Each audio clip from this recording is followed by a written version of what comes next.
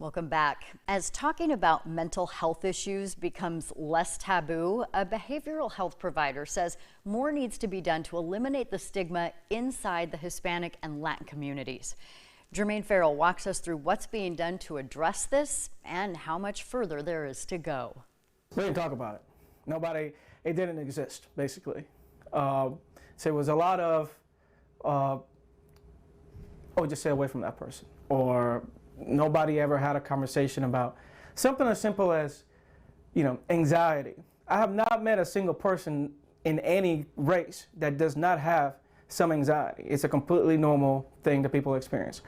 Never talked about it in the Hispanic community. It's never brought up. Victor Rivera has been working as a behavioral health provider for 13 years. The Puerto Rican native says his family moved to Franklin County, Virginia, when he was 15 years old. Since then, Victor earned a degree in criminal justice at Ferrum College and worked in the probation and parole system until budget cuts cost him his job. That's when a friend told him he'd be well suited for home mental health services, leading him to his current role and conversations at home. The only reason my parents talk to me about it really is because of what I do. And, we see some of the struggles that some family goes through and things that start happening that they want to know more about. So that has been the way that in my family we bridge that conversation. But it's still heavily stigmatized in the Hispanic community. Rivera blames the stigma on judgment. People that struggle with any sort of mental illness were looked at as being crazy, quote unquote.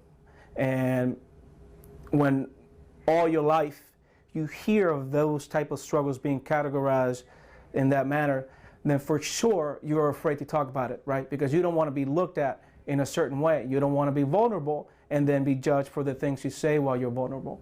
Victor Rivera says there are other stigmas when it comes to mental health problems in the Hispanic community. A lot of it stems from the fact that they have to immigrate into the United States.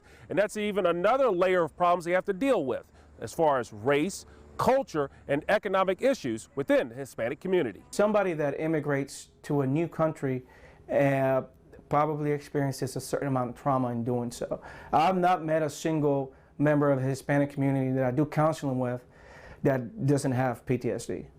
It's across the board, whether it's from coming here and being treated a certain way, whether it's the process of coming across to the United States. I have an individual that I see that trying to get here, he almost died.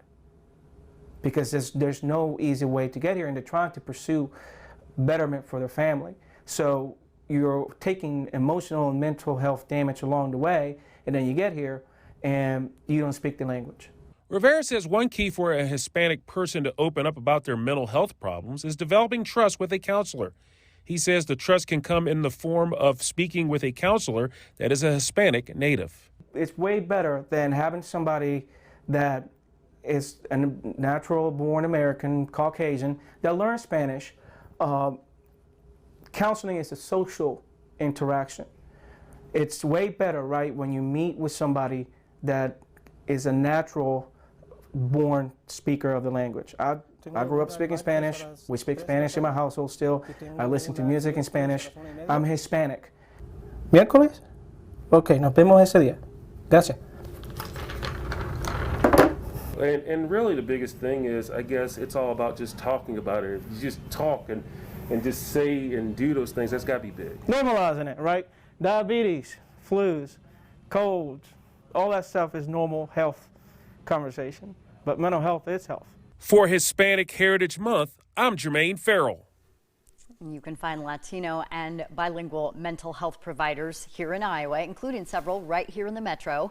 You can find a list on the Iowa Department of Human Rights website. We've posted a link to those resources on our website, WHO13.com. Starting those conversations can be a little bit easier when you're breaking bread, and one Texas bakery is doing it all by hand.